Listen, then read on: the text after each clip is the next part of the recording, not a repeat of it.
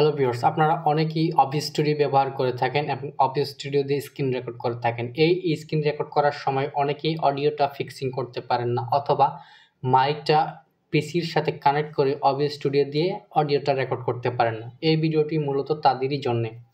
তো প্রথমে আপনাকে এরকম একটি লুকস এনশিওর করতে হবে আপনার কম্পিউটার স্ক্রিনে অফিস স্টুডিওতে।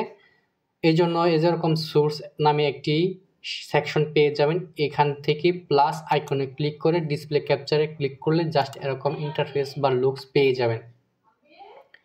দেন আপনাকে আরেকটি অপশন এনশিওর করতে হবে, সেটা হচ্ছে আপনার মাইক্রোফোন বা হেডফোন আপনার কম্পিউটারে ইন হয়েছে কিনা।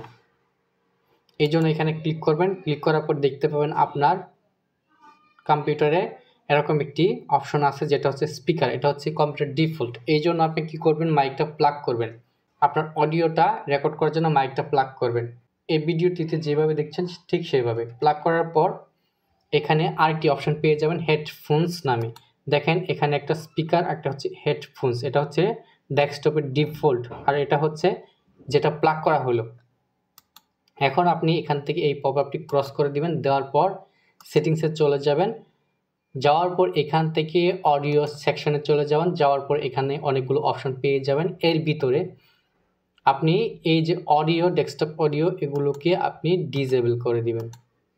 ডিজেবল করার পর নিচের দিকে যে আপনার অপশানগুলো রয়েছে মাইকের, এগুলোকে আপনি কাস্টমাইজ করে নেবেন। এখানে এক্সটার্নাল মাইক এটা দিবেন, এখানে এক্সটার্নাল মাইক দিবেন, এখানেও দিবেন, এখানেও দিবেন।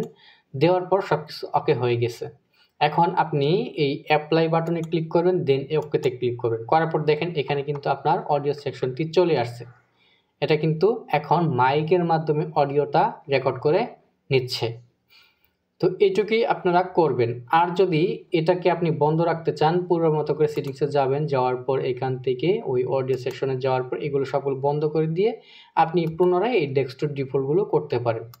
তো এই ছিল ভিডিওটি। এগুলো ঠিক করার পরেও যদি আপনার পিসিতে অফিস স্টুডিওতে অডিও রেকর্ড না হয়, তাহলে কমেন্ট বক্সে জানিয়ে দিবেন। প্রবলেমের কথাটি উল্লেখ করে আমি সলভ করে দেওয়ার চেষ্টা করব। তো ভিডিওটি দেখার জন্য সবাইকে অসংখ্য ধন্যবাদ।